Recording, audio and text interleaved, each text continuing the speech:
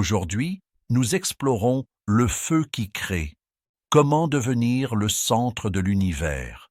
Une œuvre attribuée à Aleister Crowley, penseur radical et figure controversée de l'ésotérisme moderne. À travers une réflexion intense sur la volonté, la conscience et la souveraineté intérieure, ce livre propose une vision exigeante de la transformation personnelle. Sur la chaîne Puissant. Livres oubliés, nous analysons ces textes profonds avec recul, lucidité et discipline, afin d'en extraire une sagesse applicable sans tomber dans l'illusion ni l'excès. Introduction. Lorsqu'on évoque Aleister Crowley, les réactions sont souvent immédiates et extrêmes. Certains y voient une figure obscure, d'autres un provocateur, d'autres encore un mystique incompris. Mais avant toute interprétation, il faut briser un malentendu essentiel. Crowley n'enseigne pas l'ego dans sa forme vulgaire, gonflée et dominatrice. Il ne parle pas d'écraser les autres, ni de s'imposer par la force extérieure. Il parle de souveraineté intérieure. La différence est fondamentale. L'ego cherche la validation, la comparaison et la supériorité. La souveraineté, elle, cherche l'alignement, la cohérence et la responsabilité totale de soi. Lorsque ce livre évoque l'idée de devenir le centre de l'univers, il ne s'agit pas de se croire supérieur aux autres, mais de comprendre que notre expérience du monde prend naissance dans notre conscience. Être le centre signifie devenir la source consciente de sa réalité, cesser de se percevoir comme une victime des circonstances et assumer pleinement son pouvoir de décision. Ce positionnement n'a rien de spectaculaire ni de théâtral. Il n'y a pas ici de promesses magiques, ni de rituels sensationnels destinés à impressionner. Le propos est plus radical que cela. Il invite à un déplacement intérieur profond. Le monde extérieur cesse d'être le maître, et l'individu cesse d'être périphérique. Ce livre ne parle pas d'ésotérisme décoratif, mais de puissance intérieure disciplinée. Il exige lucidité, courage et maturité. Il ne flatte pas, il confronte. Il ne cherche pas à séduire. Il pousse à se regarder sans masque. Comprendre cette nuance change tout. Il ne s'agit pas d'apprendre à dominer le monde, mais d'apprendre à ne plus être dominé intérieurement. C'est là que commence le feu véritable. Leçon 1. Le feu intérieur. La volonté véritable. Au cœur de la pensée de Aleister Crowley se trouve une idée centrale, souvent mal comprise et encore plus rarement vécue. La true will, que l'on peut traduire par volonté véritable. Ce concept ne désigne pas un simple désir, ni une ambition passagère, ni un caprice émotionnel. Il désigne une orientation profonde de l'être, une direction intérieure qui ne dépend ni des modes, ni des circonstances, ni des pressions extérieures. La volonté véritable n'est pas une impulsion, elle est un axe. Elle ne naît pas de l'agitation, mais de la clarté. Comprendre cette distinction change radicalement la manière d'aborder sa propre existence. La plupart des individus confondent désir et volonté. Le désir fluctue, s'enflamme puis s'éteint, s'adapte à l'environnement, imite les autres, poursuit ce qui brille. La volonté, elle, persiste. Elle traverse les échecs, elle résiste aux critiques, elle demeure stable même lorsque l'enthousiasme disparaît. Le désir veut posséder, la volonté veut accomplir. Le désir cherche la gratification, la volonté cherche l'alignement. Pourquoi la majorité vit-elle hors de sa trajectoire véritable? Parce qu'elle suit ses désirs au lieu d'identifier sa volonté. Elle se laisse guider par l'opinion collective, par les attentes familiales, par les comparaisons sociales, par la peur du rejet. Elle adopte des objectifs qui ne lui appartiennent pas réellement. Elle avance, mais dans une direction dictée par l'extérieur. Cette confusion produit une fatigue profonde. L'individu travaille beaucoup, mais sans cohérence. Il multiplie les efforts, mais ressent un vide persistant. Il accumule les expériences, mais n'a pas le sentiment de progresser vers quelque chose d'essentiel. La dispersion devient alors la norme. Or, la dispersion est une fuite d'énergie vitale. Chaque fois que l'attention change sans nécessité, chaque fois que l'on abandonne un projet pour en commencer un autre sans fondement solide, une partie de la force intérieure se dissipe. L'énergie, au lieu d'être concentrée, se fragmente. Et une énergie fragmentée ne crée rien de durable. Le feu intérieur symbolise précisément l'inverse de cette dispersion. Le feu ne s'étale pas dans toutes les directions sans conséquence. Il brûle avec intensité lorsqu'il est concentré. Plus la flamme est dirigée, plus elle devient puissante. La volonté véritable fonctionne de la même manière. Lorsqu'un individu identifie clairement son axe central, ses décisions deviennent cohérentes. Les distractions perdent leur attrait. Les critiques extérieures cessent de le déstabiliser. Les obstacles ne sont plus des excuses, mais des éléments du parcours. Le feu représente la concentration de l'énergie vers un point unique.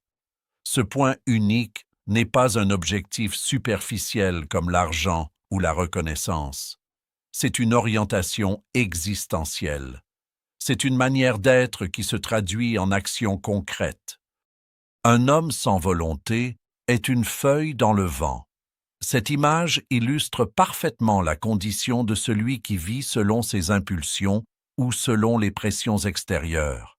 La feuille ne décide pas de sa trajectoire. Elle est soumise aux courants invisibles. De la même façon, l'individu dépourvu de volonté stable est emporté par les tendances, les émotions, les urgences artificielles.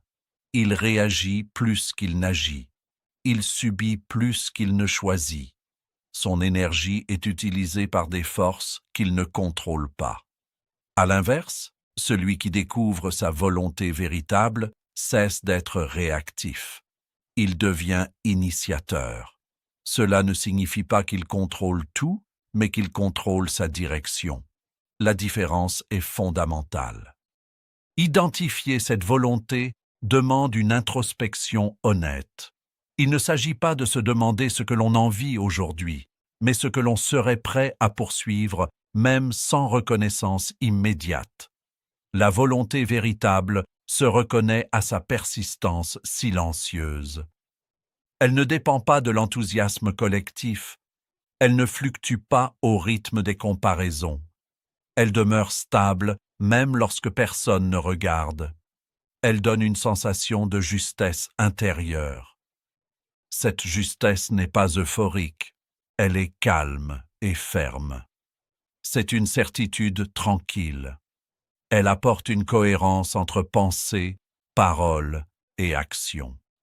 La majorité des individus échouent à accéder à cette dimension parce qu'elle cherche à accumuler plutôt qu'à clarifier. Elle veut multiplier les projets, les opportunités, les expériences. Or, la multiplication n'est pas synonyme de puissance. La puissance naît de la sélection. Choisir implique renoncer.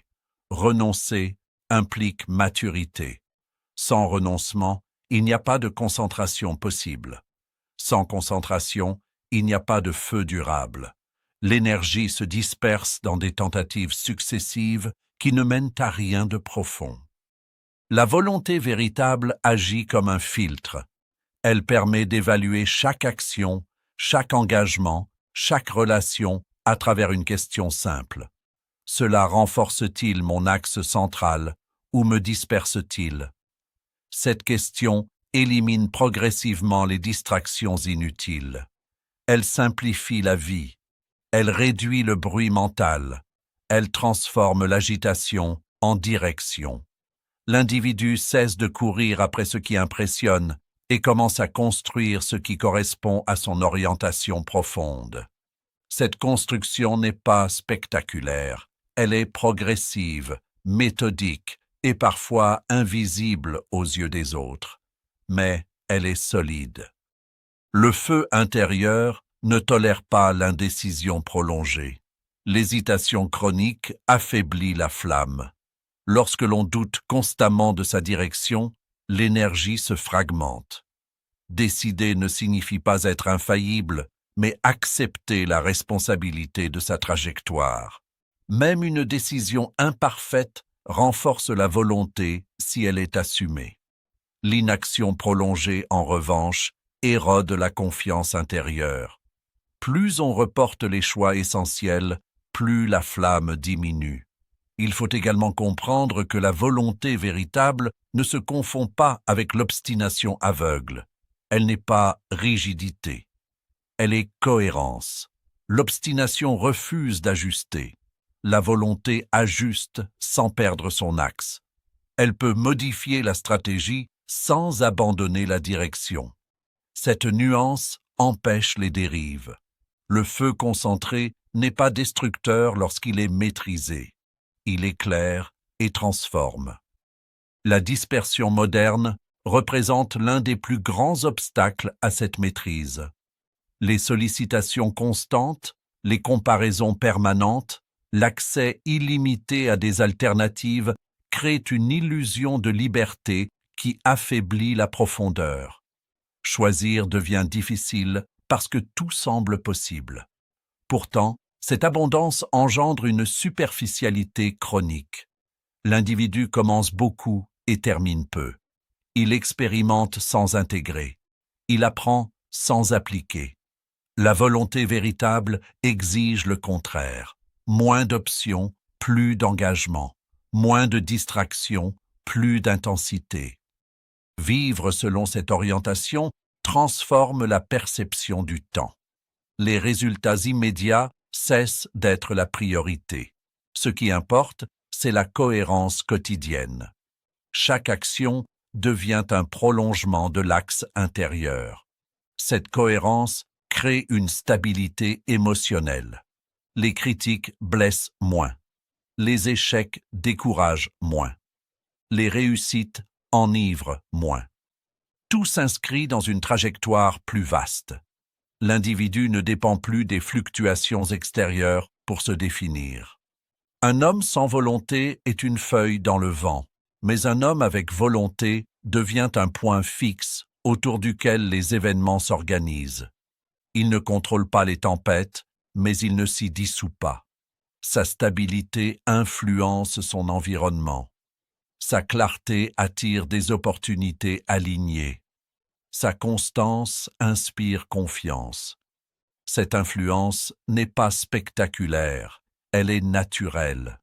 Elle découle de l'alignement intérieur. Le feu intérieur n'est pas donné. Il se cultive. Il demande discipline, observation et honnêteté. Il demande d'identifier les fuites d'énergie et de les corriger. Il demande de distinguer les désirs éphémères de l'orientation durable. Il demande de supporter la solitude temporaire que provoque toute trajectoire authentique. Mais en échange, il offre une force incomparable, celle de ne plus dépendre du vent. Lorsque l'énergie cesse d'être dispersée et se concentre vers un axe unique, la vie change de nature. Elle cesse d'être une succession de réactions pour devenir une construction consciente. C'est ainsi que le feu commence à créer. Leçon 2. Devenir le centre responsabilité cosmique.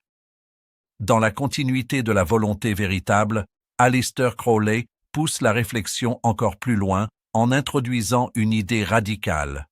L'univers que nous expérimentons n'est jamais séparé de la conscience qui le perçoit. Cela ne signifie pas que le monde matériel disparaît ou que la réalité objective cesse d'exister, mais que toute expérience passe inévitablement par un centre de perception. Ce centre, c'est la conscience individuelle. Comprendre cela transforme profondément la manière de se positionner dans l'existence. Tant que l'on se considère comme périphérique, comme simple spectateur des événements, on vit dans une posture de dépendance. On attend que les circonstances changent, que les autres agissent différemment, que la chance intervienne. Cette posture crée une faiblesse structurelle. Elle place le pouvoir à l'extérieur. Elle fragilise l'identité. Devenir le centre ne signifie pas se proclamer supérieur aux autres, ni exiger que tout tourne autour de soi. Il s'agit d'une prise de responsabilité ontologique. Ontologique, parce qu'elle touche à la nature même de l'être. Ta conscience est ton point d'origine. Tout ce que tu vois, entends, interprètes, traverse ce filtre unique. Nul autre ne peut percevoir exactement comme toi. Cette singularité n'est pas un privilège à exploiter, mais une responsabilité à assumer. Si ton expérience du monde passe par ton centre intérieur, alors ignorer ce centre revient à abandonner ton pouvoir de structuration. Changer son centre intérieur change l'expérience extérieure parce que la perception conditionne l'interprétation et l'interprétation conditionne l'action. Une personne qui se vit comme périphérique interprète les obstacles comme des fatalités. Elle attribue ses difficultés à des forces incontrôlables. Elle se raconte une histoire où elle subit plus qu'elle n'agit. Cette narration influence ses décisions. Elle hésite davantage. Elle tente moins. Elle renonce plus vite. Les résultats obtenus confirment alors sa croyance initiale, renforçant le cercle de la faiblesse. À l'inverse, celui qui se positionne comme centre accepte que, même si tout n'est pas maîtrisable, sa réponse aux événements dépend de lui. Cette posture modifie immédiatement l'énergie déployée. Les obstacles deviennent des données à intégrer, non des condamnations. Les critiques deviennent des informations à analyser, non des attaques définitives. Se considérer comme centre crée cohérence et direction parce que cela unifie l'action. Lorsque tu comprends que ta conscience est le point d'origine de ton monde vécu, tu cesses de fragmenter ton identité. Tu n'agis plus pour plaire à des regards multiples. Tu agis depuis un axe intérieur. Cet axe n'est pas rigide, mais il est stable. Il te permet d'aligner tes choix professionnels, relationnels et personnels avec une même logique. Cette cohérence renforce la crédibilité intérieure. Elle élimine la contradiction chronique qui épuise tant d'individus. Beaucoup souffrent non pas d'un manque de talent, mais d'une dispersion identitaire. Ils adoptent des masques selon le contexte. Ils se déforment pour s'adapter. À long terme, cette adaptation excessive détruit la solidité du centre. Il est crucial de dissiper un malentendu. Cette idée n'a rien de narcissique. Le narcissisme cherche à être reconnu comme centre par les autres. Il réclame validation et admiration. La responsabilité cosmique dont il est question ici ne demande aucune reconnaissance extérieure. Elle est intérieure et silencieuse. Elle consiste à accepter que, pour toi, tu es toujours le point à partir duquel tout est interprété. Refuser cette évidence revient à vivre dans une illusion où l'on attend constamment des directives implicites du monde. Cette attente génère dépendance et frustration. Lorsque l'on adopte la posture du centre, le regard sur la réussite change également. On ne cherche plus à imiter un modèle extérieur sans discernement. On examine si ce modèle correspond réellement à son axe intérieur. Cette démarche réduit la comparaison excessive. Elle favorise l'authenticité. Elle permet de distinguer ce qui résonne profondément de ce qui impressionne superficiellement. Beaucoup poursuivent des trajectoires qui ne leur appartiennent pas parce qu'ils se voient comme périphériques face aux normes sociales. Ils pensent devoir se conformer pour exister. En se repositionnant comme centre, ils comprennent que l'existence ne dépend pas de l'approbation collective, mais de la cohérence personnelle. Cette transformation ne se produit pas en un instant. Elle demande une vigilance constante. Le réflexe de se déresponsabiliser est profondément ancré. Face à une difficulté, l'esprit cherche spontanément des causes extérieures. Ce mécanisme protège temporairement l'ego, mais affaiblit la croissance. Assumer le centre ne signifie pas se blâmer pour tout, mais reconnaître que la réponse choisie reste sous ton autorité. Cette nuance est essentielle. La responsabilité cosmique n'est pas une culpabilité cosmique. Elle est un pouvoir de réponse. En adoptant cette posture, les relations humaines évoluent. Au lieu d'exiger que les autres comblent tes manques, tu identifies ce qui relève de ton propre travail intérieur. Cela réduit les attentes irréalistes. Cela clarifie les limites. Cela rend les interactions plus saines, car elles ne sont plus fondées sur la dépendance émotionnelle. Se vivre comme centre ne signifie pas exclure les autres, mais entrer en relation sans abandonner son axe. Le monde extérieur ne devient pas immédiatement plus simple, mais il devient plus lisible. Les événements cessent d'être interprétés comme des attaques personnelles ou des injustices absolues. Ils sont perçus comme des phénomènes auxquels tu donnes sens. Ce sens n'est pas arbitraire. Il découle de ton orientation intérieure. Ainsi, deux individus confrontés à la même situation peuvent vivre des expériences radicalement différentes. La différence ne réside pas uniquement dans les faits, mais dans le centre à partir duquel ils les interprètent. Se considérer comme périphérique crée la faiblesse parce que cela dissout la continuité de l'identité. On devient dépendant des tendances, des opinions dominantes, des fluctuations du marché ou des réseaux sociaux. Chaque variation extérieure provoque une oscillation intérieure. L'énergie est gaspillée à s'ajuster constamment. En se reconnaissant comme centre, on réduit cette oscillation.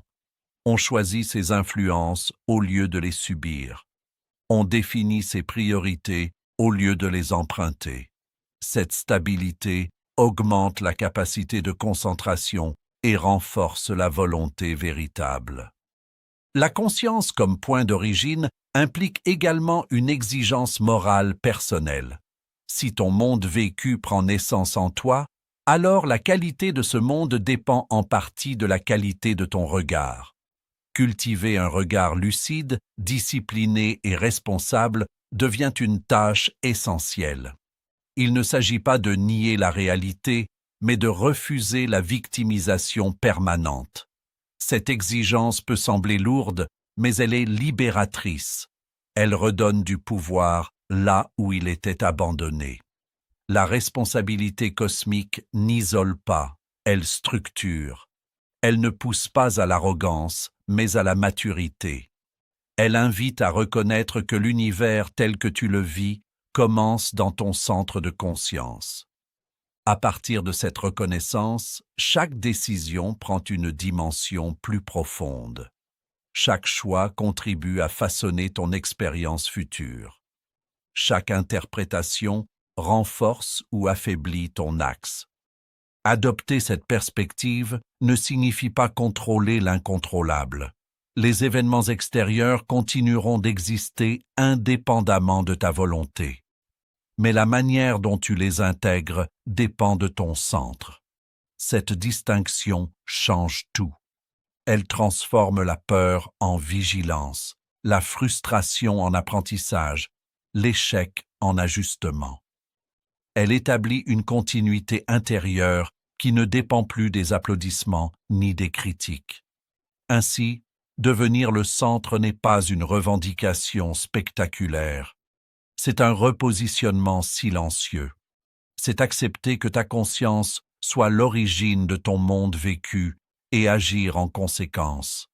Ce repositionnement renforce la cohérence, clarifie la direction et consolide la volonté véritable. Il met fin à la dispersion identitaire et inaugure une trajectoire plus stable. Dans cette posture, l'individu cesse d'être emporté par les courants invisibles et commence à structurer son expérience avec lucidité. C'est là que la responsabilité devient puissance. Leçon 3. La discipline occulte. Maîtrise mentale. Chez Aleister Crowley, la puissance intérieure ne repose jamais uniquement sur des idées. Elle repose sur un entraînement. La volonté véritable et la responsabilité du centre ne peuvent exister durablement sans une discipline rigoureuse de l'esprit. Beaucoup s'arrêtent aux concepts séduisants, mais négligeant le travail quotidien qui les rend réels. Or, sans maîtrise mentale, toute ambition intérieure finit par se dissoudre. La discipline dite occulte ne désigne pas quelque chose de mystérieux ou de spectaculaire. Elle renvoie à un travail invisible, intérieur, constant, qui transforme la structure même de la pensée. Le premier pilier est le silence intérieur. La majorité des individus vit dans un bruit mental permanent. Pensées automatiques, inquiétudes anticipées, dialogues imaginaires, souvenirs ressassés, projections anxieuses. Ce flux incessant épuise l'énergie vitale. Il fragmente l'attention et empêche toute concentration profonde. Le silence intérieur n'est pas l'absence totale de pensée, mais la capacité à ne pas se laisser gouverner par chaque impulsion mentale. Il s'agit d'observer ses pensées sans leur obéir immédiatement. Cette distance crée un espace. Dans cet espace naît la maîtrise. Sans ce silence, la volonté reste théorique.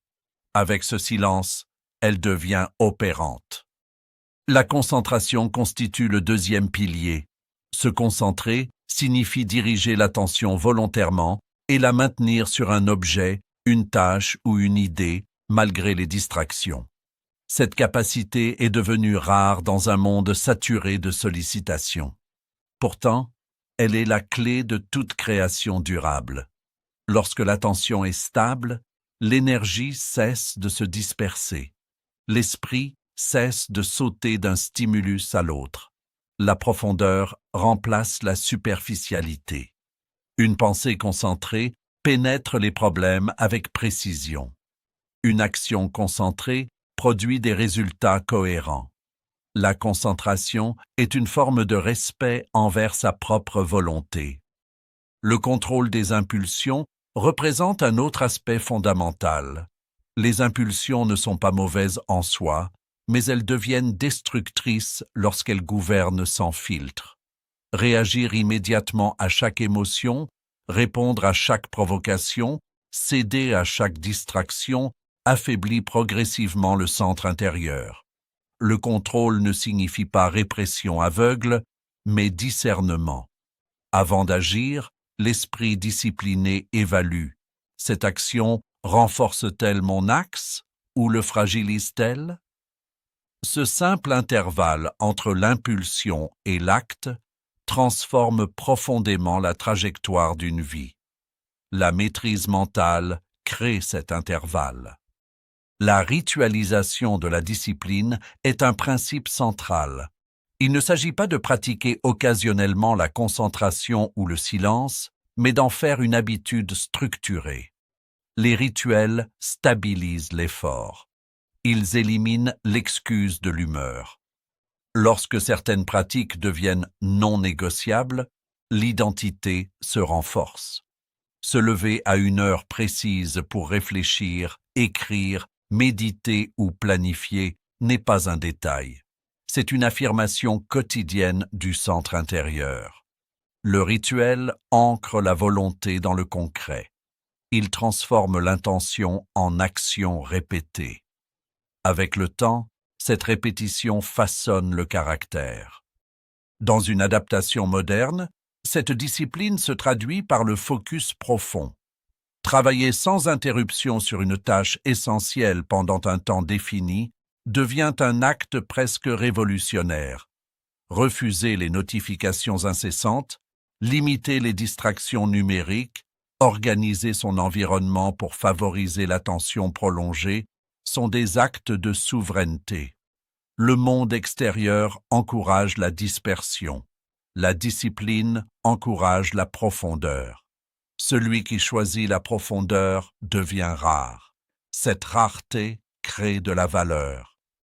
L'élimination du bruit mental nécessite également un tri conscient des influences. Les informations absorbées quotidiennement modèlent l'état intérieur. Consommer sans discernement crée un chaos invisible. Les opinions contradictoires, les drames médiatiques, les comparaisons sociales s'accumulent et fragmentent l'axe personnel. Sélectionner ce que l'on laisse entrer dans son esprit est un acte stratégique. L'esprit n'est pas un espace neutre, il est un terrain à cultiver. Si l'on y plante des graines incohérentes, la confusion prospère. L'intégrité personnelle complète cette structure. La discipline mentale ne peut être durable si les actions contredisent les valeurs proclamées. Dire une chose et en faire une autre affaiblit la confiance intérieure. Chaque incohérence crée une fissure dans le centre. À long terme, ces fissures fragilisent la volonté. L'intégrité consiste à aligner pensée, parole et action. Cet alignement renforce la stabilité. Il réduit les conflits internes. Il simplifie les décisions. Le feu ne brûle pas dans le chaos. Cette image illustre la nécessité d'un cadre. Un feu laissé sans contrôle se disperse et s'éteint rapidement. Un feu contenu dans un espace structuré produit chaleur et lumière durable. De même, l'énergie intérieure nécessite des limites claires. Les limites ne restreignent pas la liberté, elles la rendent possible. Sans limite, l'énergie s'éparpille. Avec des limites choisies consciemment, elle se concentre. La maîtrise mentale transforme également la perception du temps. Un esprit discipliné ne recherche pas la gratification immédiate à tout prix. Il accepte la progression lente et constante. Il comprend que la répétition quotidienne construit des fondations invisibles mais solides. Cette patience active renforce la stabilité émotionnelle. Les hauts et les bas extérieurs ont moins d'impact sur un centre bien entraîné. Beaucoup souhaitent la puissance sans accepter la discipline. Ils veulent l'intensité sans la structure. Or, l'intensité sans structure conduit à l'épuisement. La structure sans intensité conduit à la rigidité. La maîtrise mentale harmonise les deux. Elle canalise l'énergie vers un axe clair tout en maintenant une flexibilité stratégique. Un esprit indiscipliné amplifie chaque difficulté. Un esprit discipliné l'analyse. Face à un échec, le premier réagit émotionnellement, se décourage ou se disperse. Le second observe, ajuste et continue. Cette différence crée un écart immense sur le long terme. La discipline n'élimine pas les obstacles, elle transforme la manière de les traverser. La pratique régulière du silence intérieur révèle progressivement les conditionnements invisibles. On découvre combien de décisions étaient influencées par la peur, la comparaison ou le désir d'approbation. Cette lucidité peut être inconfortable, mais elle est libératrice. Elle permet de choisir plus consciemment. Elle renforce la volonté véritable en éliminant les motivations parasites. La maîtrise mentale n'est pas spectaculaire, elle est discrète. Elle se construit loin des applaudissements. Elle se manifeste dans la capacité à rester concentré lorsque personne ne regarde. Elle se manifeste dans la capacité à résister à une distraction séduisante pour poursuivre une tâche essentielle. Elle se manifeste dans la cohérence quotidienne. La discipline crée également une stabilité émotionnelle. Les émotions continuent d'exister, mais elles ne dictent plus systématiquement les actions. Cette stabilité favorise des décisions plus stratégiques. Elle réduit les regrets impulsifs. Elle renforce la confiance en soi, non pas par illusion, mais par expérience répétée de maîtrise. À long terme, cette rigueur intérieure forge un caractère solide. Le caractère n'est pas une déclaration, mais une accumulation d'actes cohérents. Chaque jour où l'on respecte son rituel, où l'on maintient sa concentration, où l'on contrôle une impulsion inutile, on consolide le centre. Cette consolidation rend l'individu moins vulnérable aux fluctuations extérieures. Ainsi, la discipline occulte n'a rien d'ésotérique dans son essence pratique. Elle est une science de l'attention, une architecture de l'énergie mentale, une stratégie de cohérence intérieure. Elle transforme le potentiel en puissance réelle. Elle rend la volonté véritable opérante. Elle stabilise le centre. Sans elle, le feu intérieur reste une étincelle passagère. Avec elle, il devient une flamme constante capable d'éclairer et de créer durablement. Leçon 4. Détruire l'identité faible. Chez Aleister Crowley, la transformation intérieure ne peut être complète tant que l'individu reste enfermé dans une identité héritée, automatique et non examinée. L'un des aspects les plus provocateurs de sa pensée réside dans cette exigence radicale: briser les identités imposées. Cela ne signifie pas rejeter son histoire ou nier ses origines, mais refuser de se définir exclusivement par des étiquettes reçues sans choix conscient. Dès l'enfance, chacun reçoit des définitions implicites. Tu es comme ceci, tu es comme cela, tu viens de tel milieu, tu dois devenir ceci. Ces phrases, répétées et intégrées, construisent une structure intérieure qui semble naturelle alors qu'elle est en grande partie conditionnée. Avec le temps, cette structure devient une prison invisible. On agit selon un rôle plutôt que selon une volonté authentique. L'identité faible n'est pas une question de manque d'intelligence ou de compétence. Elle est une question de dépendance aux cadres extérieurs. Une identité faible se définit principalement par le regard des autres. Elle cherche validation, approbation et conformité. Elle adapte constamment ses comportements pour éviter le rejet. Cette adaptation excessive érode la cohérence intérieure. Plus on ajuste son image pour correspondre à des attentes fluctuantes, plus on s'éloigne de son axe véritable. Cette distance crée une tension silencieuse. On ressent un décalage entre ce que l'on montre et ce que l'on est réellement. Briser les identités imposées demande un courage rare, car ces identités offrent une sécurité apparente. Elles fournissent un cadre, une place dans le groupe, une reconnaissance immédiate. Les abandonner peut provoquer solitude et incompréhension. Pourtant, rester enfermé dans ces définitions limite la puissance créatrice. Lorsque l'identité est dictée de l'extérieur, la volonté se fragmente. Les décisions sont influencées par la peur de décevoir ou de sortir du cadre. L'énergie se disperse dans la gestion de l'image plutôt que dans la construction de l'être. Sortir des conditionnements sociaux ne signifie pas rejeter la société ni vivre en opposition permanente. Il s'agit d'examiner lucidement les règles implicites qui gouvernent nos choix. Beaucoup d'actions sont motivées non par conviction, mais par habitude collective.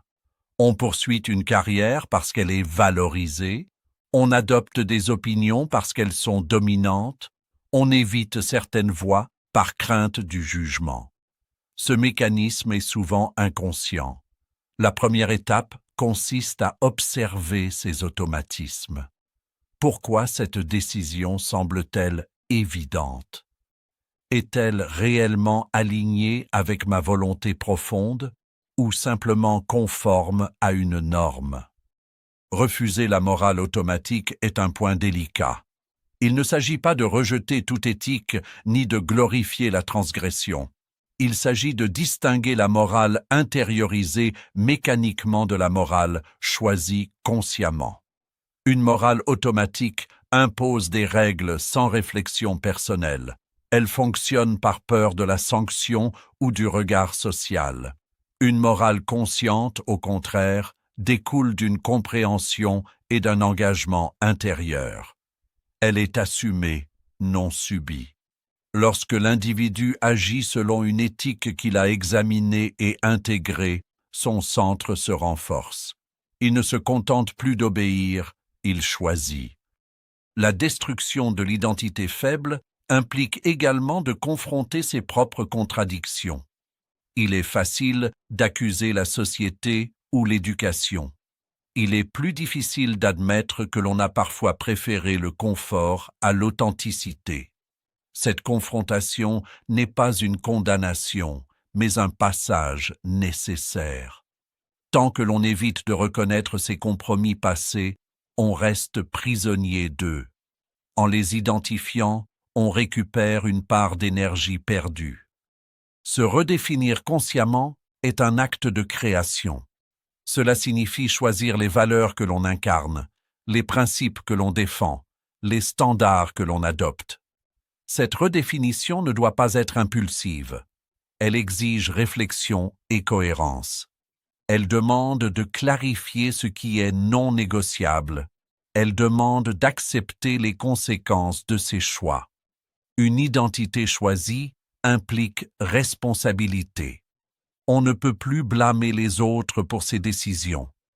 Cette responsabilité peut sembler lourde, mais elle est libératrice. Elle transforme l'individu en auteur de sa trajectoire. Il est essentiel de souligner que cette démarche n'est pas une rébellion immature. La rébellion immature rejette par réaction. Elle s'oppose pour affirmer son existence. Elle dépend encore du cadre qu'elle combat. En refusant systématiquement ce qui est établi, elle reste liée à ce qu'elle prétend dépasser. L'autonomie véritable, en revanche, ne cherche pas l'opposition pour elle-même. Elle choisit en fonction de la cohérence intérieure. Parfois, ce choix coïncide avec la norme. Parfois, il s'en éloigne. La différence réside dans l'intention. L'autonomie agit par alignement, non par provocation. Détruire l'identité faible demande également de renoncer aux excuses fondées sur le passé.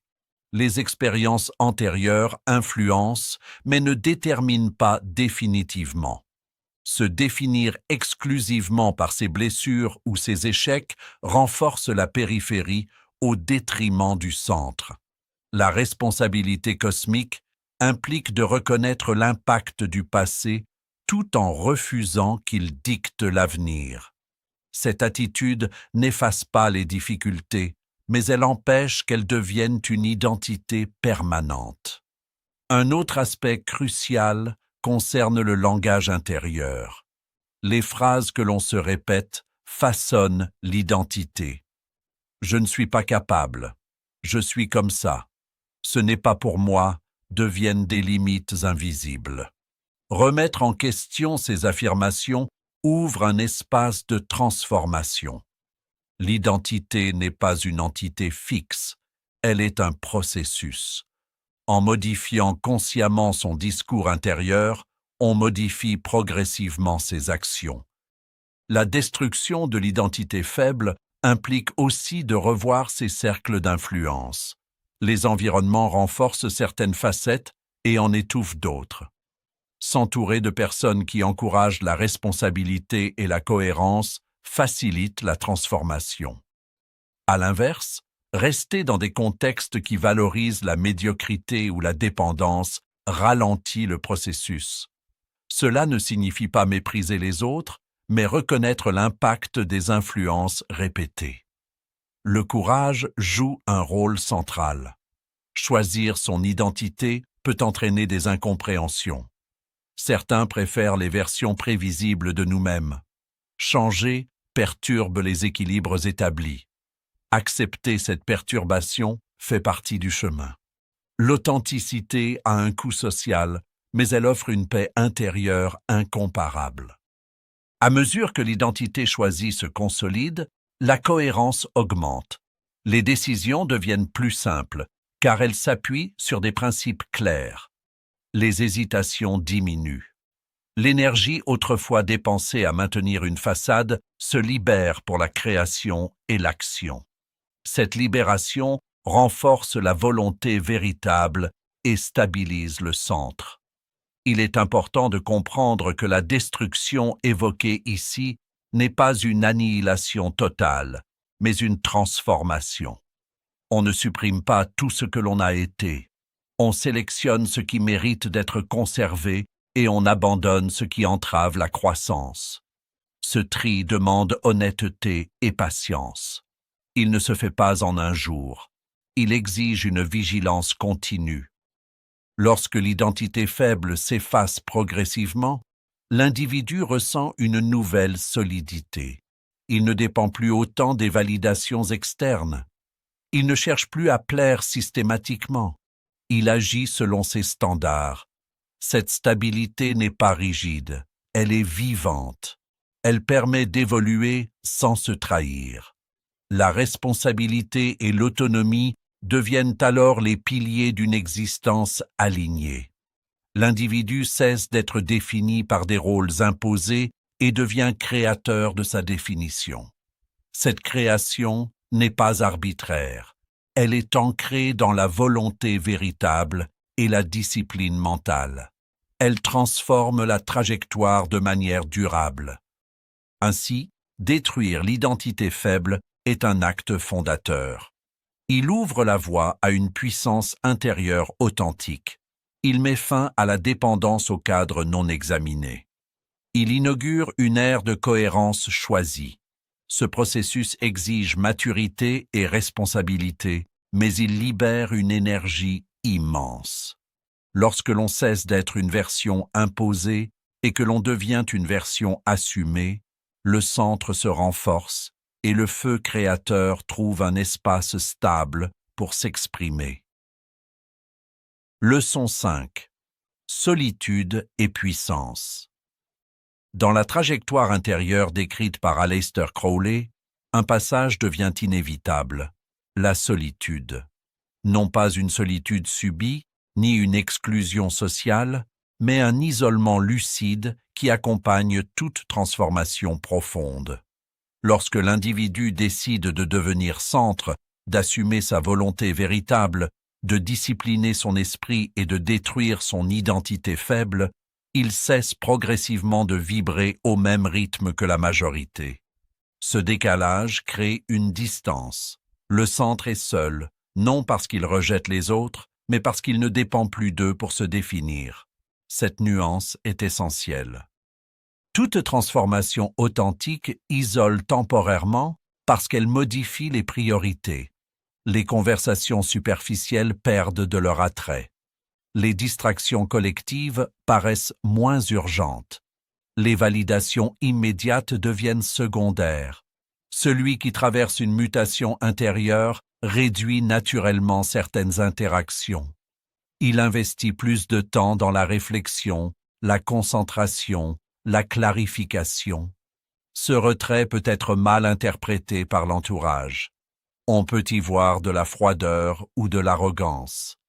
En réalité, il s'agit d'une phase d'incubation.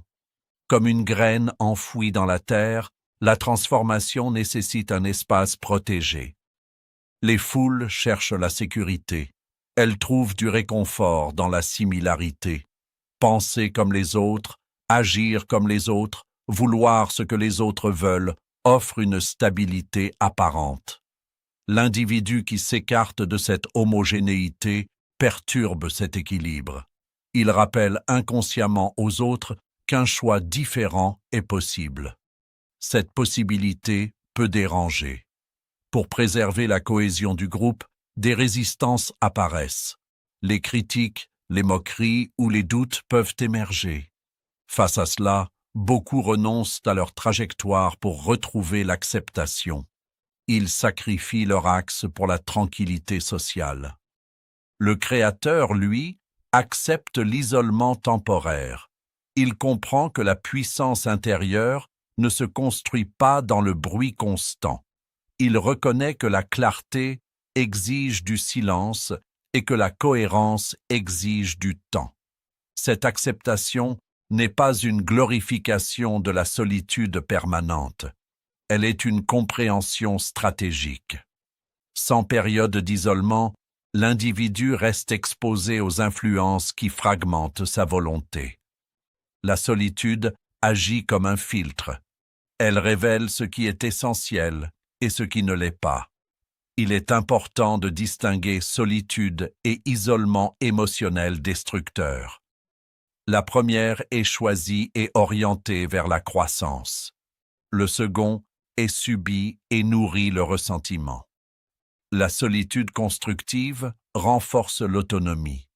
Elle permet d'écouter sa voix intérieure sans interférence. Elle offre l'espace nécessaire pour réorganiser ses priorités. Elle réduit la pression sociale qui pousse à la conformité. Elle favorise une relation plus profonde avec soi-même. Dans cet espace, l'individu découvre ses véritables motivations. Beaucoup d'objectifs tombent lorsque l'on cesse d'être observé. Ce qui demeure dans le silence est souvent plus authentique. Cette découverte peut être déroutante. Elle exige honnêteté et patience. Mais elle clarifie la direction. Elle consolide le centre. La solitude n'est pas faiblesse, c'est incubation. Cette idée renverse une croyance répandue. Dans une culture qui valorise la visibilité permanente, se retirer peut sembler suspect. Pourtant, toute création significative passe par une phase invisible. Les grandes œuvres, les décisions stratégiques, les changements profonds naissent dans des moments de retrait. L'incubation permet à l'idée de mûrir. Elle évite les réactions impulsives. Elle renforce la qualité avant l'exposition. Accepter cette phase demande confiance. Confiance dans sa trajectoire, confiance dans sa volonté véritable. Sans cette confiance, la solitude devient anxiogène. On doute, on cherche à combler le vide par des distractions. La discipline mentale acquise précédemment devient alors essentielle. Elle stabilise l'esprit. Elle empêche la dispersion. Elle transforme le silence en laboratoire intérieur plutôt qu'en source d'angoisse. La puissance issue de la solitude se manifeste progressivement. L'individu devient moins réactif aux opinions fluctuantes. Il développe une stabilité émotionnelle accrue. Il prend des décisions avec plus de clarté. Cette stabilité attire paradoxalement le respect. Ce qui semblait être un isolement devient une force perceptible. Les autres sentent une cohérence. Cette cohérence inspire confiance. La solitude permet également de confronter ses peurs sans distraction. Lorsque le bruit extérieur disparaît, les insécurités émergent plus clairement. Cette confrontation est inconfortable, mais nécessaire. En affrontant ces zones d'ombre, l'individu renforce son centre. Il cesse de fuir par l'agitation sociale. Il apprend à se tenir face à lui-même. Cette capacité constitue une base solide pour toute action future. Les relations elles-mêmes évoluent. Au lieu de rechercher la quantité, on privilégie la qualité. Les interactions deviennent plus intentionnelles. Elles ne servent plus à combler un vide, mais à enrichir une trajectoire déjà cohérente. Cette transformation réduit la dépendance affective. Elle favorise des liens plus authentiques, car ils reposent sur le choix et non sur la peur de la solitude. Il est également crucial de comprendre que l'isolement temporaire n'est pas une destination finale. Il prépare un retour plus puissant dans le monde. Une fois que l'axe est clarifié et consolidé, l'individu peut interagir sans se dissoudre. Il peut collaborer sans perdre sa direction. Il peut écouter sans abandonner ses convictions. La solitude a renforcé son centre. Dans ce processus, la patience joue un rôle déterminant. Les résultats visibles peuvent tarder. Le travail intérieur ne produit pas toujours des effets immédiats, mais il construit des fondations invisibles. Ces fondations soutiendront des actions futures plus audacieuses et plus cohérentes. L'impatience pousse à revenir prématurément dans le bruit collectif. La patience permet à l'incubation d'achever son œuvre. La foule cherche la sécurité parce qu'elle redoute l'incertitude. Le Créateur accepte l'incertitude inhérente à toute transformation. Il sait que l'isolement temporaire n'est pas une perte, mais un investissement.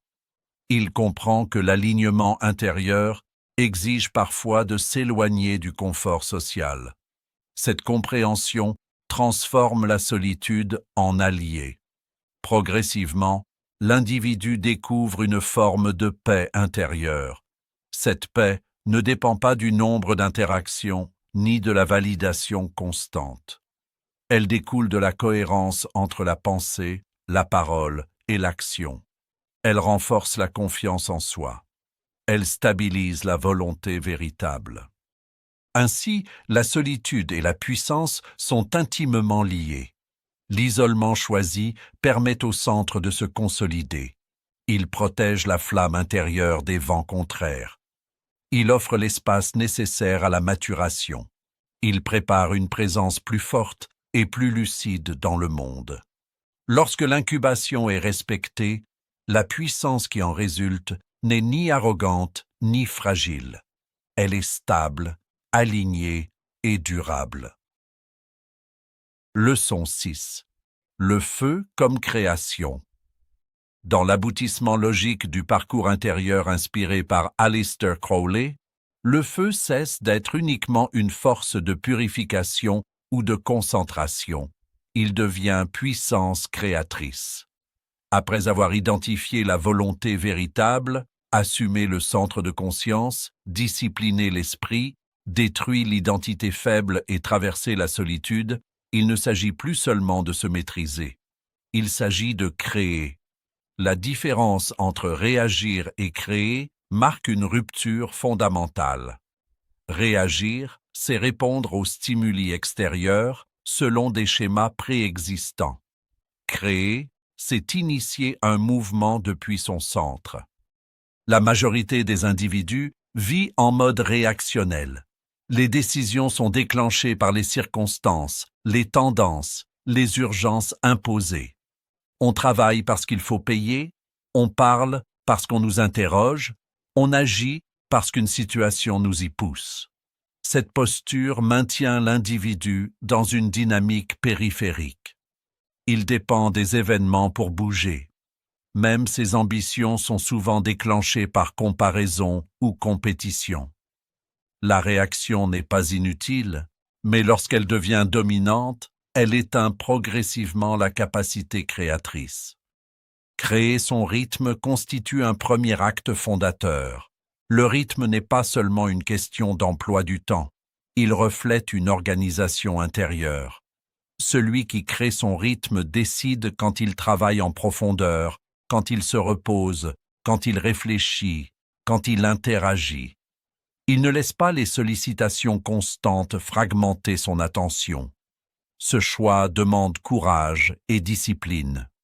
Refuser certaines invitations, limiter certaines distractions, imposer des périodes de concentration peut sembler rigide aux yeux des autres. Pourtant, ce cadre protège le feu intérieur. Un rythme cohérent stabilise l'énergie. Il évite les oscillations extrêmes entre suractivité et épuisement. Créer ces standards représente une autre dimension essentielle. Les standards définissent ce que l'on considère comme acceptable ou non dans sa propre conduite. Ils déterminent la qualité du travail fourni, la manière dont on traite les autres, la rigueur que l'on s'impose. Si ces standards sont dictés exclusivement par l'environnement, ils fluctuent selon les contextes. En les définissant consciemment, on consolide son centre. Ces standards ne sont pas des déclarations abstraites, ils se traduisent en actes quotidiens.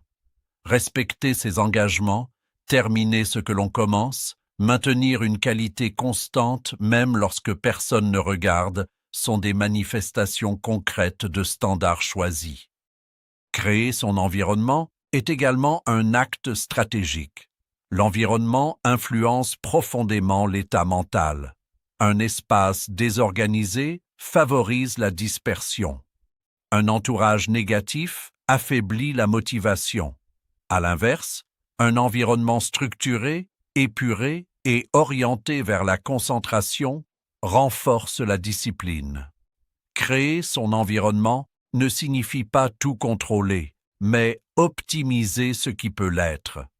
Choisir ses fréquentations, organiser son espace de travail, limiter les influences toxiques sont des décisions créatrices. Elles reflètent la volonté d'aligner l'extérieur avec l'intérieur. Créer son identité active marque la transition définitive entre théorie et pratique. L'identité active n'est pas une image figée, mais une série d'actions répétées qui incarnent la volonté véritable. Elle se manifeste dans la cohérence quotidienne. Elle ne dépend pas des proclamations publiques. Elle s'affirme dans le travail silencieux. Cette identité est dynamique. Elle évolue à mesure que la compréhension s'approfondit. Elle reste cependant fidèle à son axe central. Le centre ne demande pas permission. Cette phrase résume l'essence de la création intérieure. Attendre l'approbation pour agir maintient dans la périphérie. Bien sûr, certaines actions nécessitent coordination et respect des règles sociales. Mais la création authentique ne naît pas d'une validation préalable. Elle naît d'une conviction intérieure solide. Celui qui attend toujours le feu vert extérieur finit par éteindre son élan. À l'inverse, celui qui agit depuis son centre assume les conséquences de ses choix.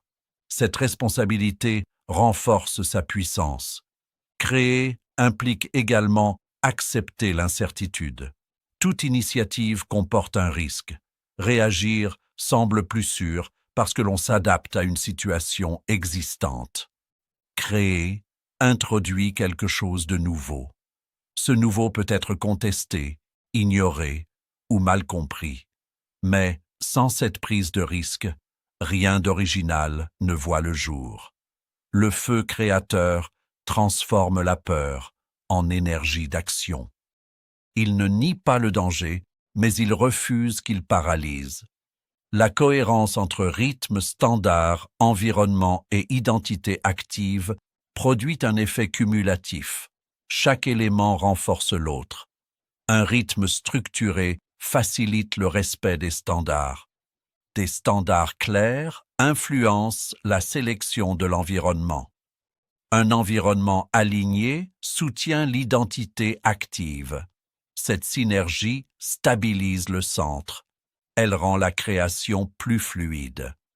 Il est important de comprendre que créer ne signifie pas produire uniquement des œuvres visibles. Créer peut être structurer sa vie selon des principes clairs. Créer peut être instaurer des habitudes qui reflètent une volonté consciente. Créer peut être transformer une faiblesse en compétence par un entraînement constant. Chaque acte aligné devient une manifestation du feu intérieur. La transition du mode réactionnel au mode créatif demande vigilance. Les anciennes habitudes persistent. La tentation de se laisser entraîner par les urgences collectives revient régulièrement. Maintenir la posture créatrice exige discipline et rappel constant de l'axe intérieur. Mais avec le temps, cette posture devient naturelle. L'individu n'attend plus les circonstances pour agir. Il initie. Créer son rythme signifie également protéger des espaces de réflexion stratégique. Sans ces moments, l'action devient mécanique. La création nécessite vision et ajustement. Elle demande d'évaluer régulièrement si les actions actuelles correspondent toujours à la volonté véritable. Cette évaluation prévient la dérive. Les standards personnels servent de baromètre. Lorsque l'on respecte ses propres exigences, la confiance intérieure augmente. Cette confiance alimente le courage d'initier de nouveaux projets. À l'inverse, lorsque l'on tolère la médiocrité dans ses propres actions, le centre s'affaiblit. La création perd en intensité. L'environnement agit comme un amplificateur. Un espace conçu pour favoriser la concentration multiplie l'efficacité des efforts. Des relations fondées sur le respect et la responsabilité soutiennent l'identité active. Chaque choix environnemental devient une extension de la volonté. L'identité active transforme la perception de soi. On ne se définit plus par des intentions, mais par des actes. Cette transformation renforce la crédibilité intérieure. Elle réduit le décalage entre ce que l'on dit et ce que l'on fait. Ce décalage, lorsqu'il est éliminé, libère une énergie considérable. Le feu comme création représente l'ultime affirmation du centre. Il ne s'agit plus seulement de résister au chaos, mais de produire de l'ordre. Il ne s'agit plus seulement de se protéger des influences, mais d'influencer par la cohérence. Cette influence n'est pas imposée, elle émane naturellement d'une identité alignée. En fin de compte, créer au lieu de réagir signifie vivre depuis un axe intérieur stable. Cela implique responsabilité, discipline et courage. Cela implique d'assumer ses choix sans attendre l'approbation universelle.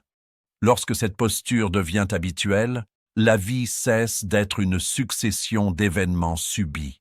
Elle devient une construction consciente. Le feu intérieur, concentré et maîtrisé, ne se contente plus d'éclairer, il façonne. Leçon 7. Risque et danger.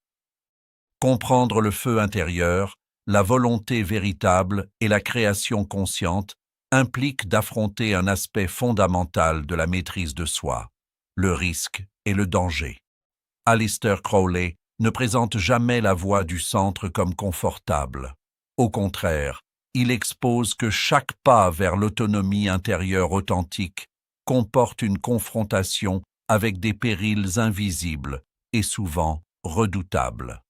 Ces dangers ne sont pas extérieurs à l'individu, mais résidant dans sa propre psyché.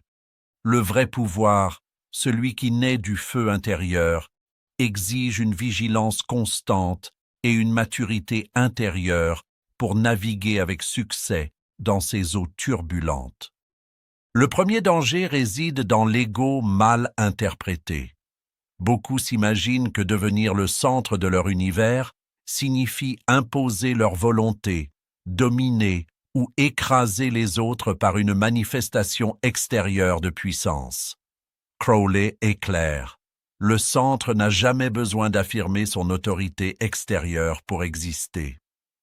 L'ego, mal compris, conduit à la confusion, à l'arrogance et à des réactions contre-productives. Une volonté authentique agit en harmonie avec la nature de l'être.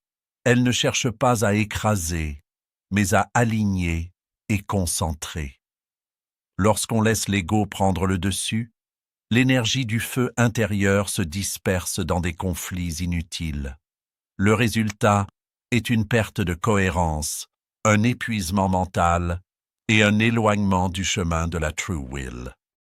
Le deuxième danger concerne le délire de grandeur. Lorsque le feu intérieur est mal dirigé, il peut transformer la puissance potentielle en illusion de supériorité. Le risque est de croire que l'on est invincible simplement parce que l'on a identifié son centre ou exercé une discipline mentale. Cette fausse perception provoque des erreurs, des engagements irréfléchis et une exposition aux critiques et aux échecs. La grandeur véritable ne se proclame pas, elle se manifeste dans la cohérence et la constance des actions alignées. Tout excès de confiance non fondé sur la maîtrise réelle engendre des déséquilibres dangereux. Le troisième danger est le déséquilibre psychologique. Le chemin vers le centre intérieur exige une confrontation avec des couches profondes de l'inconscient, des schémas émotionnels et des croyances enracinées. Cette exploration n'est pas toujours confortable. L'isolement, la solitude et l'introspection peuvent révéler des aspects perturbants de la psyché. Sans préparation mentale et sans discipline, ce processus peut désorienter, créer de la peur ou renforcer des mécanismes d'évitement. Crowley insiste sur la nécessité d'une stabilité psychologique pour que le feu intérieur devienne créateur plutôt que destructeur. Affronter ces dangers implique un engagement sérieux envers la maturité intérieure. Il ne suffit pas de connaître les concepts de la True Will, du centre de conscience ou de la discipline occulte. Il faut développer une vigilance active, un sens aigu des limites personnelles et une intégrité sans compromis.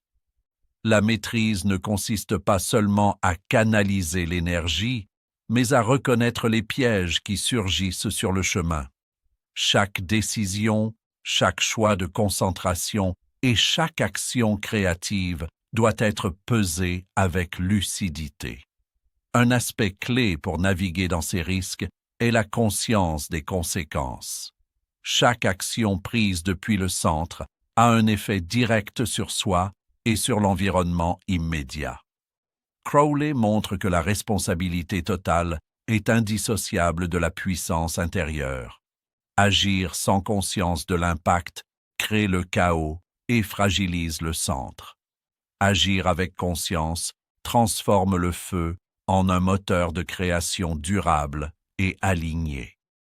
Le danger n'est jamais éliminé, mais il peut être maîtrisé. L'individu centré utilise les risques comme des leviers. La peur de l'échec devient un indicateur de vigilance plutôt qu'un frein paralysant. Les défis, lorsqu'ils sont affrontés avec discipline, deviennent des tests de force intérieure et des catalyseurs de croissance. La capacité à affronter le danger sans perdre l'équilibre psychologique constitue un marqueur de maturité et de puissance authentique. La vraie puissance, selon Crowley, exige une conscience de soi exhaustive. Elle demande d'évaluer continuellement son état mental, ses motivations et la cohérence entre ses actions et sa volonté véritable. Toute négligence dans cette évaluation augmente le risque d'erreur et de perte d'énergie. Chaque individu qui souhaite devenir le centre de son univers doit comprendre que le risque est un compagnon constant, non un obstacle temporaire. Enfin, la leçon centrale de cette étape est limpide. Le feu intérieur n'est pas une énergie magique ou sécurisée. Il est dynamique, exigeant et potentiellement dangereux s'il est mal compris. Les risques existent pour tester la force de caractère, la maturité et la fidélité à la volonté véritable. Ceux qui acceptent ces risques avec conscience développent une puissance qui n'est pas superficielle ou imposée, mais authentique, durable et capable de transformer leur réalité. Dans le voyage vers le centre, chaque confrontation avec le danger est une opportunité de renforcer la discipline, de clarifier l'intention et de consolider la souveraineté intérieure. La véritable maîtrise de soi n'est pas le confort, c'est la capacité de maintenir le feu créatif même face aux incertitudes, aux illusions et aux menaces internes. Le risque et le danger deviennent alors des instruments de croissance plutôt que des obstacles, confirmant que la vraie puissance exige maturité, vigilance et courage. Leçon 8. Application moderne. Appliquer les enseignements d'Aleister Crowley dans un contexte moderne nécessite de transformer la théorie en pratiques concrètes et quotidiennes. L'objectif n'est pas seulement de comprendre la volonté véritable et la souveraineté intérieure, mais de les incarner dans chaque décision, chaque action et chaque interaction avec le monde. Crowley insiste sur le fait que le centre de l'univers n'est pas un concept mystique réservé à quelques initiés, mais un mode de vie radicalement discipliné, aligné et cohérent. La première étape consiste à clarifier sa volonté principale, identifier ce que l'on poursuit vraiment au-delà des désirs superficiels, des conditionnements sociaux et des attentes externes. Cette clarté devient la boussole qui guide chaque pensée, chaque geste et chaque choix, éliminant les hésitations et les distractions qui dissipent l'énergie vitale. Réduire la dispersion est une exigence essentielle. La vie moderne, avec ses innombrables sollicitations, pièges digitaux et distractions sociales, met à l'épreuve la capacité à rester concentré sur l'essentiel. Crowley explique que le feu intérieur, lorsqu'il est dispersé, perd toute puissance et ne peut pas transformer la réalité. Chaque acte de concentration volontaire renforce la volonté véritable et permet de canaliser l'énergie vers des objectifs précis. La maîtrise moderne consiste donc à créer des routines, des habitudes et des structures qui minimisent les pertes d'énergie et maximisent l'impact de chaque action. S'imposer un code personnel constitue la troisième pratique cruciale. Ce code ne relève pas de la morale extérieure ou des normes sociales, mais de principes choisis consciemment qui organisent le comportement, l'intention et l'éthique personnelle. Chaque engagement pris envers soi-même devient un point fixe, un ancrage dans le flux chaotique de la vie quotidienne. Crowley insiste sur la nécessité de respecter ce code sans compromis, car c'est la constance dans l'application de ces règles intérieures qui différencie le créateur conscient du simple réactif. Agir quotidiennement avec cohérence est la traduction ultime de la discipline occulte dans le monde contemporain. La transformation intérieure n'est pas instantanée. Elle se construit par l'accumulation d'actes alignés avec la volonté centrale. Chaque décision, même minime, participe à la consolidation du centre et à la manifestation progressive de la réalité choisie. La cohérence crée une énergie cumulative, amplifiant l'impact de chaque effort et rendant le feu intérieur visible dans le monde tangible. Supprimer les excuses est la dernière étape. La plupart des individus justifient leurs échecs ou leur dispersion par des facteurs externes: manque de temps, contraintes sociales, peur ou manque de ressources. Crowley démontre que ces excuses sont le signe d'une conscience périphérique qui n'a pas encore accepté sa responsabilité totale. Le créateur moderne accepte que sa réalité découle directement de sa maîtrise intérieure. Chaque excuse éliminée devient un pas de plus vers la souveraineté complète et la pleine expression de la volonté véritable.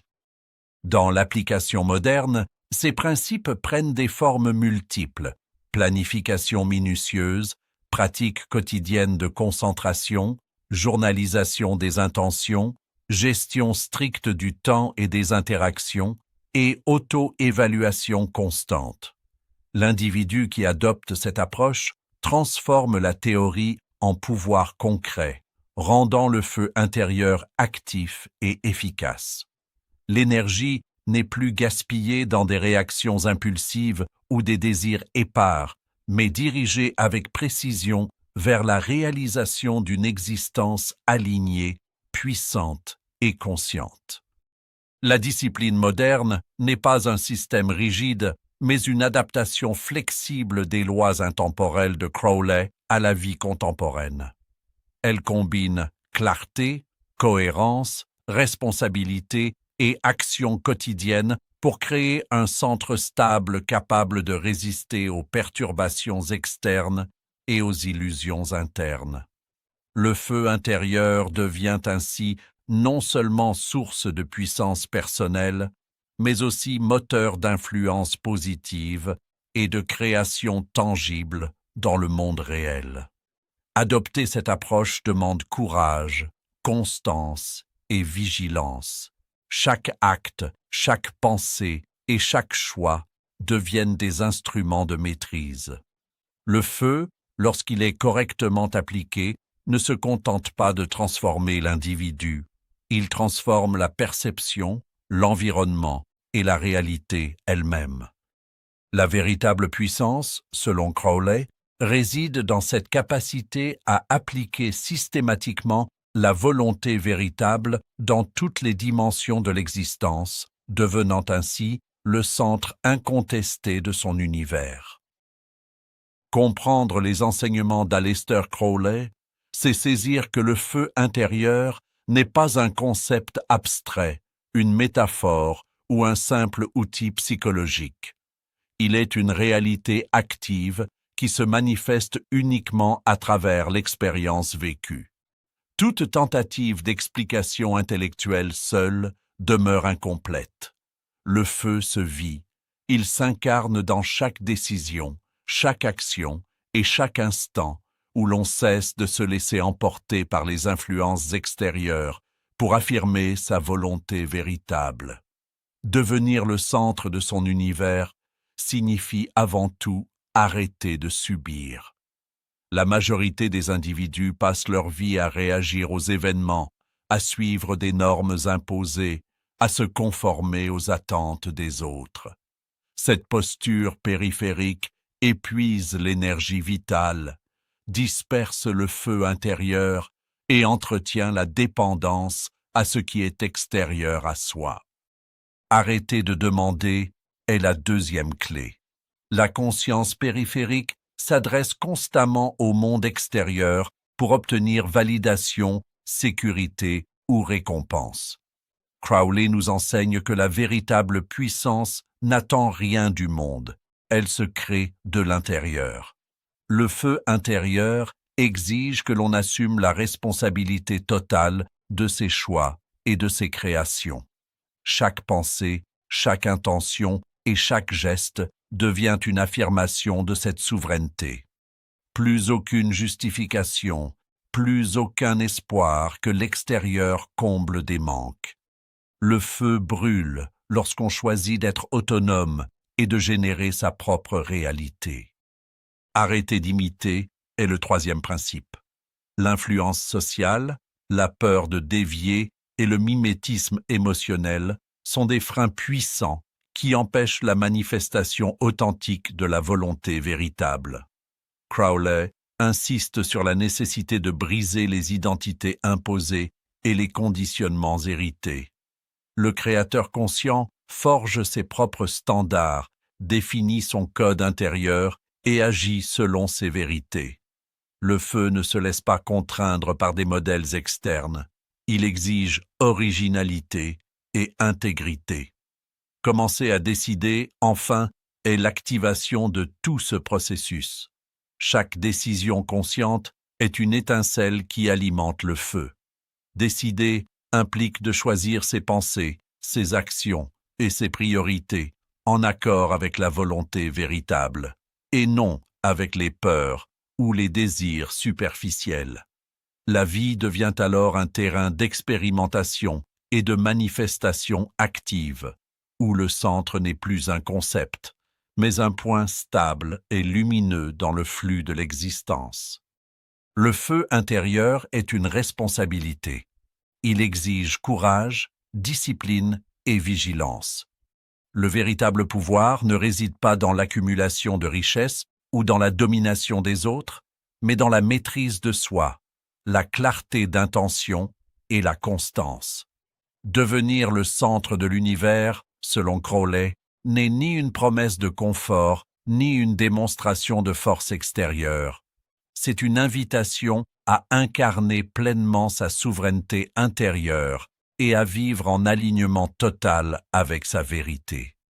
Ceux qui acceptent cette responsabilité découvrent une puissance silencieuse mais irrésistible, capable de transformer non seulement leur existence, mais aussi la perception et l'ordre du monde qui les entoure. Ainsi, le feu ne s'explique pas, il se vit. Et vivre ce feu, c'est cesser de subir, de demander et d'imiter pour commencer à décider, créer et exister comme le centre conscient et souverain de son univers.